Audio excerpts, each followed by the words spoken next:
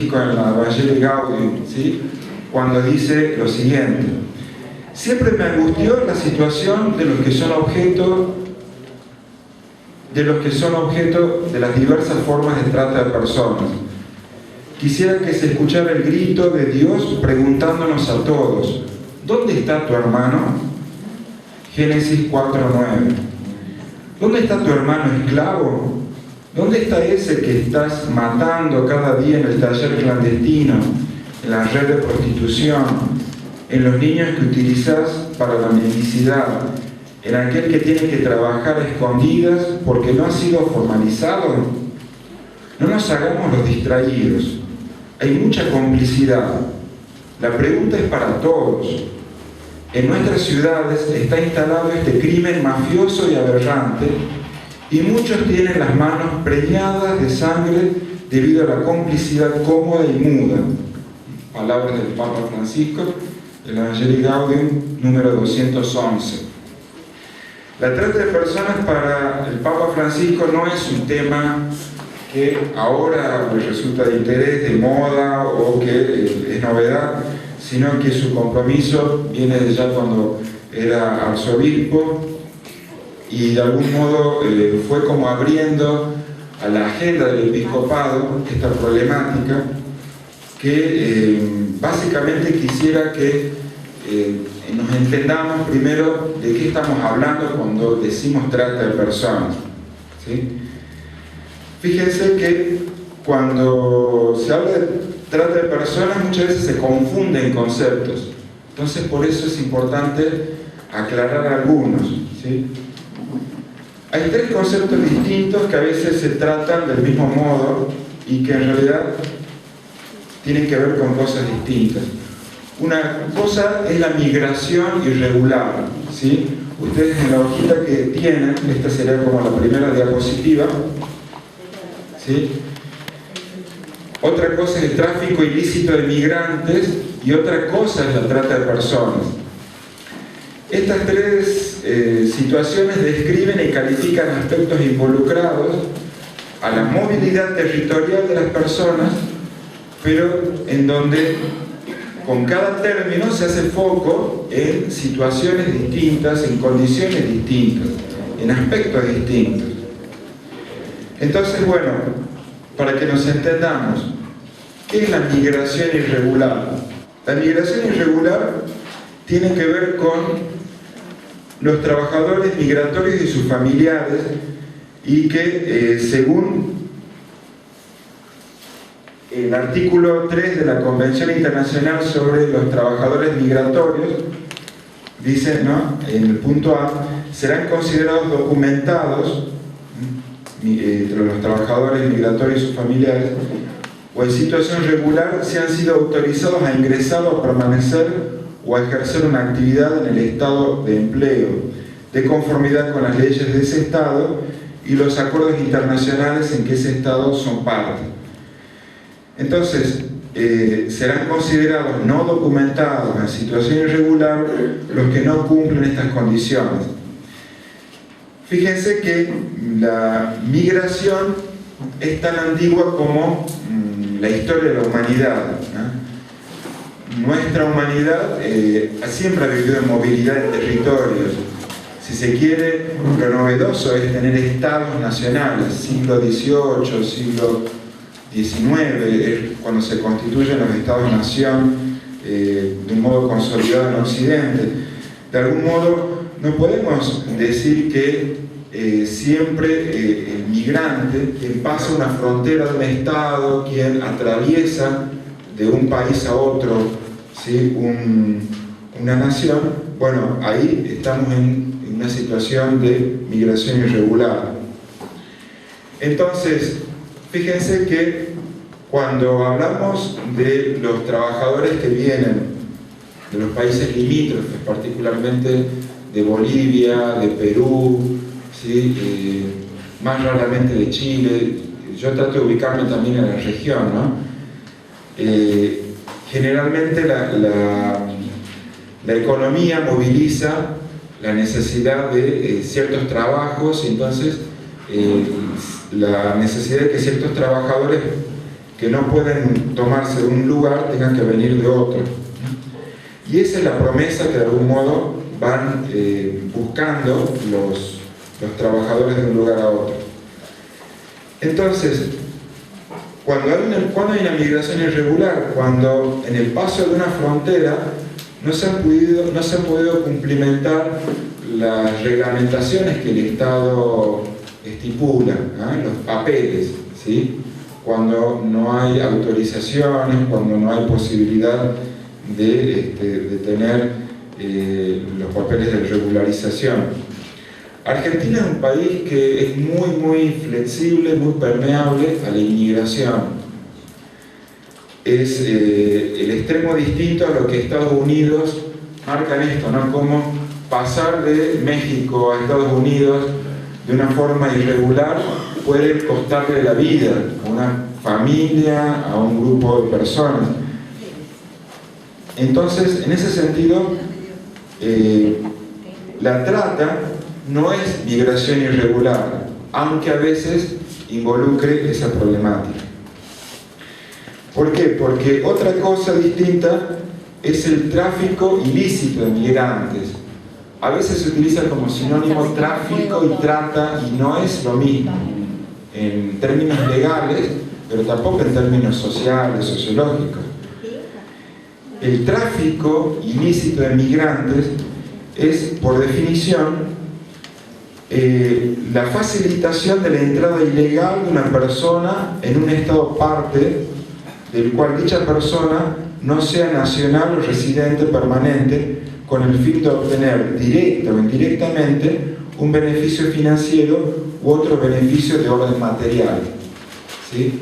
Tal vez acá no sea tan común tratar este concepto, pero sí lo es en Jujuy o en los países limítrofes, en donde para pasar de una frontera a otra hay personas que cobran, y en este cobrarles los hacen pasar con complicidad de la gendarmería, con complicidad del Estado, si se quiere, los funcionarios del Estado, hacen pasar entonces a los migrantes de forma irregular, de tal modo entonces que transgreden las leyes que un Estado tiene por soberanía que instituir para regular la condición del ciudadano, ¿sí?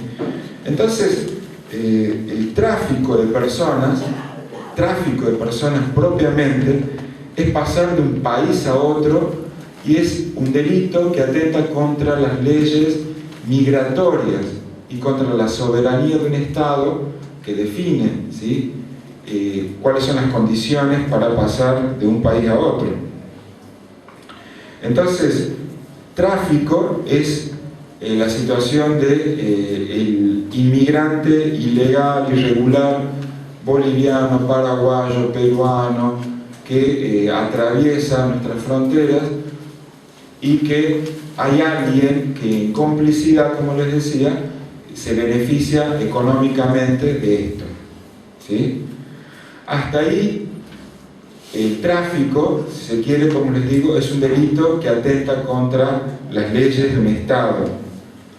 Sin embargo, la trata de personas tiene que ver con algo mucho más grave que el tráfico como tal, porque en esto estamos hablando ya estamos hablando de la cuarta, si quieren ver en la cuarta diapositiva que tienen en la hojita, ¿no? Donde dice trata de personas, delito contra la libertad y la dignidad de las personas. Por trata de personas, esta es la definición que la Convención del Protocolo de Palermo, que se conoce así, un protocolo que en realidad está destinado a luchar contra el crimen organizado y entre ellos el tráfico de armas y la trata de personas. Entonces, no fue solo trata de personas.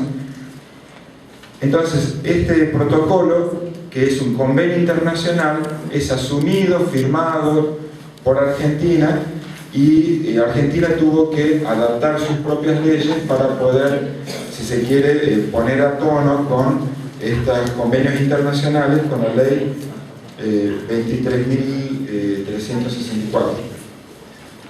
Entonces, la trata de personas se entenderá, fíjense que hay una explicitación mucho más compleja de todo esto que estamos diciendo, porque tiene que ver con la captación, el transporte, el traslado, la acogida o la recepción de personas recurriendo a la amenaza o al uso de la fuerza u otras formas de coacción, al rapto, al fraude, al engaño, al abuso de poder o de una situación de vulnerabilidad, o a la concesión o recepción de pagos o beneficios para obtener el consentimiento de una persona que tenga autoridad sobre otra, con fines de explotación. Esta explotación incluirá, como mínimo, la explotación de la prostitución ajena u otras formas de explotación sexual, los trabajos o servicios forzados, la esclavitud o las prácticas análogas a la esclavitud, la servidumbre o la extracción de órganos. ¿Sí? Esto es lo que el Protocolo de Palermo a nivel internacional estipula ya desde el año 2000. Argentina en el 2008 promulgó la primera ley, fue modificada hace 2 años, quitando esto del consentimiento de la víctima, pero lo que es importante darnos cuenta es lo que sigue. Voy bastante rápido en realidad porque tengo 10 minutos. Entonces, los verbos de la trata, y para que en esta definición nos quede claro sobre qué enfocamos, sobre qué acciones delictivas estamos enfocando la atención. Estamos hablando de la captación o reclutamiento, ¿sí? Formas engañosas o a veces formas en las que consiente la víctima a la trata, pero que terminan, sí, a veces con el transporte o el traslado, que sería el tráfico de un país a otro, o el traslado de provincia a provincia, ¿sí? De tal modo que en la acogida o recepción de estas personas se realiza la explotación, ¿sí? Entonces, el consentimiento es parcial, es engañoso. Claro. El consentimiento es viciado, podemos decir, porque en realidad a veces una persona puede ser engañada. Vieron que muchas veces hay anuncios en los diarios, anuncios de trabajo, donde se dice, bueno, por cuidar niños, 5 horas al día va a cobrar, no sé, 5 o 10 mil pesos al mes, y uno se da cuenta que posiblemente es lo que no es real, digamos, porque son promesas de trabajo que exceden lo que habitualmente uno sabe que se recibe por ese tipo de trabajo. Hay muchas formas de captación, ya después lo voy a comentar, porque nosotros estamos trabajando con un curso virtual sobre la problemática de trata, y es muy interesante ver lo que los alumnos, los que participan en el curso, nos refieren como formas de captación. La forma de captación puede ser desde el anuncio engañoso en un diario, el anuncio engañoso en una página web, puede ser seducción de alguna persona amiga que se conoció por una red social, una adolescente que conoce a su noviecito por Facebook y termina prometiéndole que no solamente va a trabajar, sino que se van a casar. Es decir, la captación puede ser a veces, por eso digo el consentimiento viciado, porque posiblemente la víctima tiene a veces la buena voluntad de ir y de decir, bueno, sí, yo voy porque me han prometido esto, esto y aquello, y o no es todo lo que le prometieron, o no es en las condiciones en las que se realiza, termina siendo una explotación. Y hay otras formas que son a veces más difíciles de diferenciar, y es que la persona, sobre todo en países limítrofes, que sufren situaciones de extrema pobreza, de pobreza estructural, en donde muchas veces sufre hambre, sufre precariedad laboral, entre las pocas o casi nulas oportunidades laborales que encuentren en su propio país y algunas alternativas que nosotros identificaríamos acá como de explotación, y bueno, dice, apuesto a algo mejor, algo mejorcito, pero que en realidad nosotros acá en Argentina entendemos que es una explotación, o en el mejor de los casos podría ser un trabajo precario. ¿Sí? Trabajo precario sería trabajo en condiciones no tan... trabajo en negro, trabajo con retribuciones no tan adecuadas al esfuerzo, ¿no? Está naturalizado para esa persona. Está naturalizado y culturalmente instaurado, de tal modo que dice, bueno, a ver, entre trabajar 16 horas a veces en la cosecha en su propio país y terminar trabajando, bueno, 10 horas o 12 horas en otras cosechas en otro país, y parece que, bueno, pero son todas, en el fondo, situaciones que exigen una mirada más atenta a los casos, diría yo, ¿no? La ley tiene que normar de modo general, pero hay que ver también las situaciones más particulares, ¿no? Entonces, cuando se habla de trata de personas, en la hoja que ustedes tienen ahí abajo, se entenderá, entonces, por un proceso, como les decía, un proceso que involucra la captación, el transporte o traslado. Fíjense que es un error considerar tráfico, el caso de Marita Verón, a ver, se decía que había sido traficada, y cuando en realidad se tenía noticias de que había sido secuestrada en Tucumán, y se habían tenido noticias en, creo que en Córdoba y luego en otras provincias. Hasta que no atravesó las fronteras del país, no hay un tráfico. ¿Se entienden? Hay en todo caso un traslado, hay un secuestro, lo que quieran, pero el tráfico comienza cuando se atraviesa la frontera del país, ¿sí? Es por eso que puede haber trata sin tráfico, puede haber trata con traslado de provincia a provincia. Lo que sucede, por ejemplo, con chicas que son captadas para la prostitución en provincias del sur, por ejemplo del norte, de Tucumán, Santiago del Estero, de Añatuya, me contaban que le ofrecían trabajos de cuidar niños en Río Negro, en Bahía Blanca, cuando en realidad era prostitución. Bueno, pero todo ese caso era traslado de provincia a provincia, no era tráfico, ¿sí?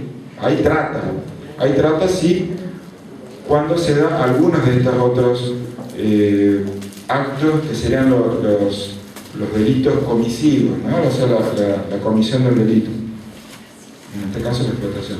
Entonces, captación, tráfico o traslado, y la acogida o recepción de personas. Entonces, estamos ante un proceso, ¿sí? Los medios, esto de recurriendo a amenazas, al uso de fuerzas, a la coacción, el rapto, el fraude, el engaño, el abuso del poder, o la situación de vulnerabilidad, como les decía, estar en situación de pobreza y tratar de apostar a una situación mejor, o la concesión o recepción de pagos o beneficios para obtener el consentimiento de una persona que tenga autoridad sobre otra.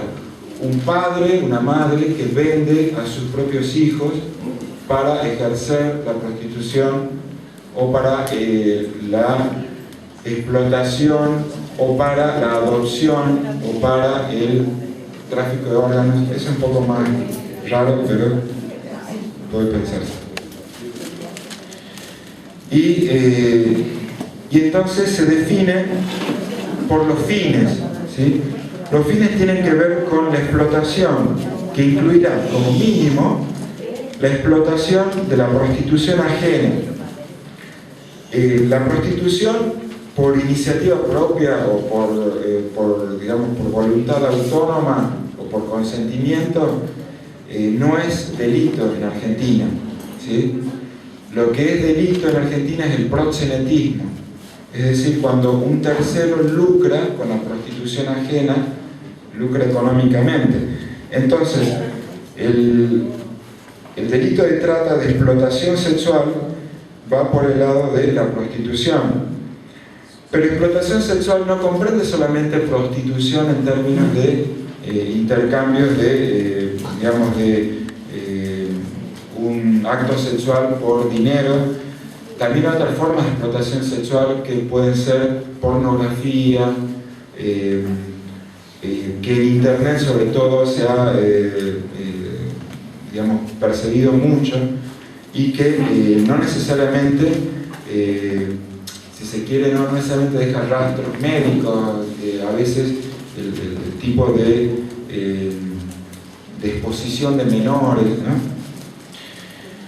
Entonces, bueno, por el lado de explotación sexual, algo que no está tan investigado y tan, si se quiere, porque está más naturalizado, está más, a veces como culturalmente aceptado, es los trabajos o servicios forzados, o lo que puede ser reducción a la servidumbre. La situación del obrero, el campesino golondrina que trabaja en cosechas, en situaciones inhumanas, las situaciones de familias, de mujeres, niños que trabajan en industria textil, en situaciones de esclavitud, las situaciones de empleadas domésticas que, bajo el argumento de incorporar a una persona que está en una situación vulnerable, precaria, de pobreza en su origen, y sí, yo la adopto como si fuera parte de mi familia, y sin embargo trabaja sin horarios, sin aportes, sin ningún tipo de beneficios sociales. Eso también es, en el fondo, reducción a la servidumbre, ¿sí? Más naturalizado acá en el interior, lo digo porque soy tucumano y porque conozco el paño, digamos.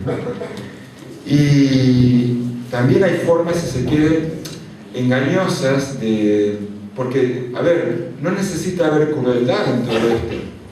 A veces sucede que la víctima está agradecida por la oportunidad laboral que le da la familia, o por la oportunidad de escolarizarse siendo empleada doméstica, pero no recibiendo ninguna retribución, no teniendo horarios, no teniendo vacaciones, no teniendo ningún tipo de beneficios. Ya corre cuenta de lo que estábamos hablando recién, ¿no? Entonces, ojo con esas cuestiones que entran en el límite difuso de la buena voluntad o de lo que no entra en la ley, digamos, no está objetivado por la ley, ¿no? Y la tercera forma de explotación, de fin de la trata, es la de extracción de órganos, ¿sí? La extracción de órganos requiere un equipo y complicidades médicas y de instalaciones que la verdad que son más difíciles de encontrar, pero no imposibles. Hubo algunas que otras denuncias. La hermana Marta Peroni estuvo trabajando mucho con la situación de a veces niños captados para este tipo de después de extracciones de órganos, ¿no? Acá en Argentina no hay, por decir así, un trabajo de investigación serio sobre ese tema. Sí hay a veces como ciertos mitos, ¿no? Como ¿ah? La combi blanca, que desaparece gente, pero a ver, no sé, acá hay un médico también, no se puede extraer un órgano y decir, bueno, a ver cómo se lo preserva este órgano, depende de qué órgano, cuánto tiempo debe tener hasta que pueda ser trasplantado. Sí hay mucho más investigación periodística en países como Israel, en donde sí se sabe que, por ejemplo, se hace tráfico de personas, se llevan personas, se venden riñones o órganos que pueden ser vendidos, a veces con el consentimiento de la víctima, y que terminan siendo trasplantados en el mismo lugar, en el mismo hospital, bajo todas las condiciones médicas necesarias, ¿no? Para el éxito de todo eso. No sé qué tiempo me queda. Muy bien, bueno. Entonces no me apuro tanto. Entonces fíjense que este gráfico me parece muy esclarecedor porque ayuda como a entender la trata como proceso, ¿sí? La ley, ¿qué es lo que está señalando? Que hay un país o una región de origen, ¿sí? Y hay un país o una región de destino. En el lugar de origen hay un reclutamiento en donde se da una situación que puede ser forzosa, por secuestro, o por engaños, ya sea por mentira o por seducción. Ojo, ¿no? La seducción de un novio, de un amigo que lleva a una chica o a un muchacho a una situación después de explotación, ¿no? Forzoso con engaños. Entonces ahí vemos que está el papel del reclutador. Y acá es donde ustedes como docentes, como padres, como digamos, agentes con distintas formas de participación ciudadana, pueden estar atentos a decir, a ver, ¿qué es lo que está pasando? ¿Qué es lo que está pasando en nuestra comunidad, en la parroquia, en el barrio, en el vecindario? ¿Qué pasa con esa chica que se fue tras un trabajo que parecía muy ventajoso y que la única comunicación que tienen son unos mensajitos de texto? Ojo, porque a veces el celular se lo puede haber quitado el tratante y le puede estar mandando a la familia mensajes: estoy bien, saludo a todos, pero nunca hablo por teléfono. O puede la víctima, sobre todo las víctimas de explotación sexual, a veces, y ya vamos al otro punto, la trata, cómo trata. En realidad la trata involucra todo el proceso, ¿sí? Pero la explotación, que es lo que más se resalta, esa situación en donde se da la coerción de la explotación misma, ¿sí? En donde hay detrás un proxeneta o el dueño de una empresa clandestina, textil, de cortadera de ladrillo o de una finca, en donde ese proxeneta, ese explotador, entonces pone ya sea a la mujer víctima de explotación sexual o a la familia que es víctima de explotación laboral, la pone en una situación de decir, bueno, bajo coerción, bajo amenazas, mantiene la situación de víctima, ¿sí? Entonces, díganme ustedes cómo puede, por ejemplo, en un allanamiento a un prostíbulo, la policía determinar quiénes están por consentimiento y quiénes están por coerción, cuando la prostituta que está por coerción sabe que su hijo o su hija está amenazada, o porque ya le han dicho que tenemos los datos de tu familia y vamos a perseguir a tu familia si vos decís que estás acá obligada, ¿sí? En este sentido, cada vez los tratantes, los explotadores sexuales tienen formas cada vez más ingeniosas, en realidad,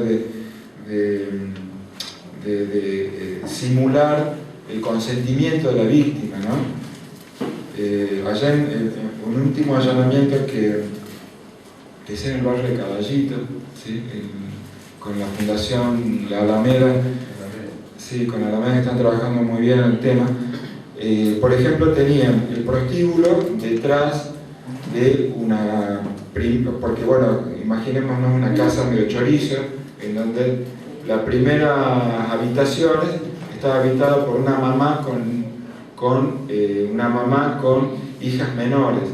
Entonces, cuando sabían que venía la policía, las menores de edad, ¿sí?, pasaban y se hacían pasar por las hijas de esta mujer, ¿sí? Entonces, así camuflaban su situación de prostituta dentro de ese prostíbulo. Por ejemplo, de un modo. hasta que pudieron como destrabar toda esa situación. Lo cierto es que en realidad, como se darán cuenta, acá estamos hablando de una problemática compleja en donde hay, si se quiere, naturalizaciones culturales, ¿sí? Porque estamos hablando de cuestiones en donde esto de aquella frase tan conocida, bueno, la prostitución como el empleo o el trabajo más antiguo de la humanidad, ¿no? Poniendo el lugar de la mujer como, o el lugar de algunas mujeres como el lugar en donde sí o sí, para que el orden social funcione, algunas deben ejercer ese papel dentro de la sociedad. Entonces, hay mujeres que tendrán, mujeres para ser madres de hogares decentes y mujeres putas, ¿sí? Entonces, en ese sentido, hay asociaciones que trabajan muy concretamente en esto y dicen, no, ninguna mujer nace para puta, ninguna mujer nace para prostituta. Entonces, hay una naturalización de violencia de género, ¿sí?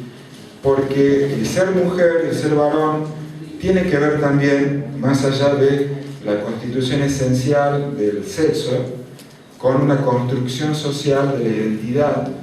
Y entonces una niña, una adolescente que en una situación de pobreza, de vulnerabilidad, crece en un barrio marginal, muy posiblemente termine siendo captada para la prostitución, ¿sí? Por aquellos que consideran que hay mujeres que nacen para putas.